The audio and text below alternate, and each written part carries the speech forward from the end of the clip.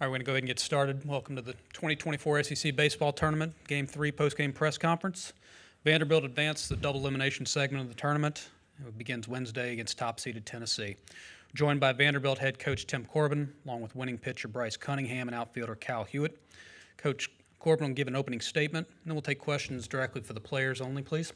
Then Diego and Seth will have wireless microphones. Please wait.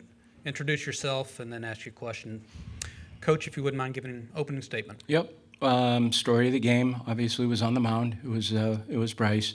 He wanted the baseball and certainly pitched really well and got us deep into the game, seventh inning, which was important always in a tournament setting. But certainly after pitching this past weekend in the quick turnaround and throwing 75 pitches, but he sold out for us, threw a lot of strikes, kept them off base for the most part. And really did a nice job. Offensively, we did enough. We were efficient in spots, and certainly Cal, again, had a good game. He had a great weekend and followed up with a really good day today. So we'll take that one and move forward. All right, questions first for the players. In the center of the room, third row.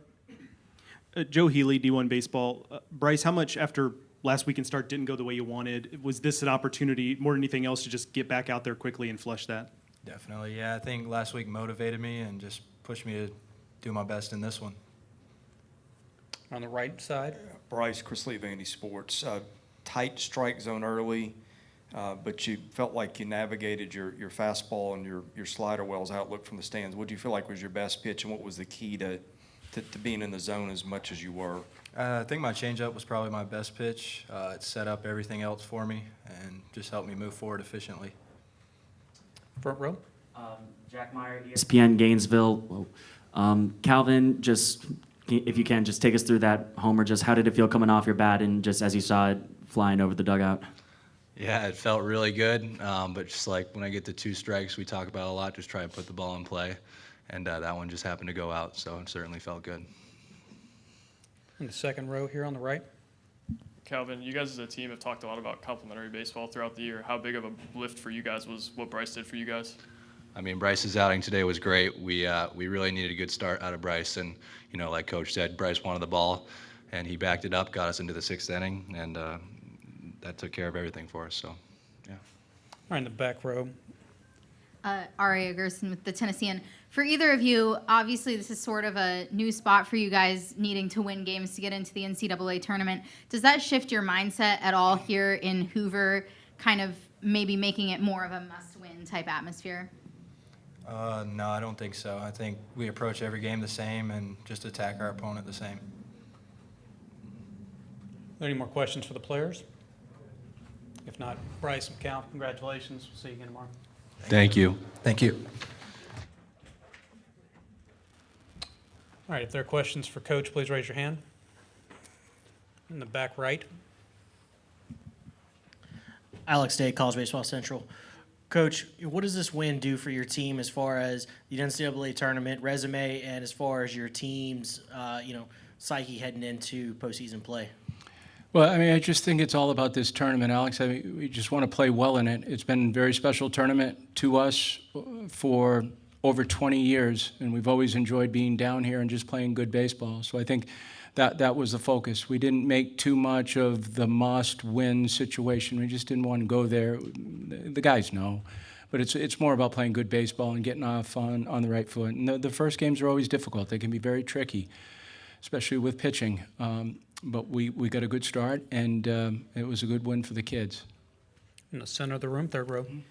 Coach, you mentioned it being a special tournament for you guys. Do you have this question that probably can't be answered in a short snippet, but a thought on why that is for your program and why your teams seem to, more so than others, thrive in this environment, in this tournament? Yeah, it was the goal in 2003 because Vanderbilt had not been in such a long period of time, so we just made that the goal, and we got it done on the very last day against a Tennessee team.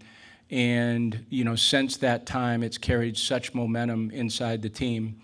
The next year, we played in the championship game. That was a big deal for us, in 2004 and building a program. But I can't ever remember a year where getting on that bus and just feeling the energy of getting down here.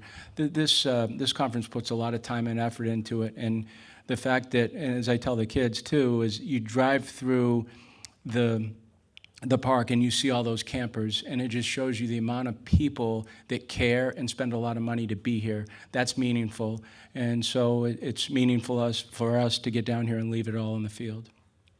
In the back center of the room.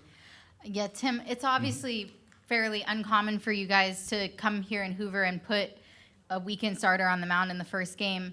Was there any hesitation in having Bryce pitch on 2 days of short rest, and what went into your decision to give him the ball today? Him. He was the decision maker. I think you get to a certain point where your kids kind of dictate what's going to happen. Well, literally, physically, they have to be able to do it. But Bryce texted Brownie the other night and told him that he wanted the baseball. So he got the baseball. But I also think that we didn't have a ton of options. If we were going to pitch that game, we probably would have had to split it up amongst a lot of people, and some youthful people too, which is not the bad thing, but you certainly want an older guy in the environment just to get us off to a good start. On the second row on the right. We mentioned Bryce wanting the ball here. How much does his confidence heading into a game like this give you confidence in him in a big spot like that? I've always had confidence in Bryce. He's worked very hard to get to where he is. I felt bad about the Kentucky outing because it was un-Bryce-like. But that's what makes this one better, just because he responded. He responded in a way that, okay, I'm not putting words in his mouth, but it was almost like, okay, I didn't help my team last week, I'm going to help him this week. And he did. And, it was a big game for us. So obviously, any game that we win here dignifies what we've done over the course of the year. So it was an important game for Vanderbilt. In the center of the room on the back. Yeah, you're facing Tennessee again tomorrow, and obviously having just played them less than 2 weeks ago. What goes into facing the same team on such a short turnaround like that? Well, first we got to solve, their bats. I mean, that's a very strong team. I mean, Tony's got a lot of talent over there. They hit, they make you work, and they certainly can pitch and play defense too. So we're going to have to slow them down, and we're going to have to figure out who can help us do that. Second row on the right. Tim, what's gone into Calvin's late season power surge, and how important was that catch he made in the ninth tonight?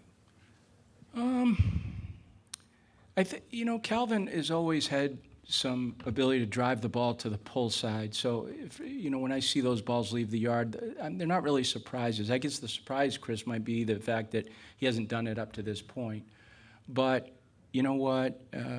Kids catch fire, find their game at certain points during the course of the season.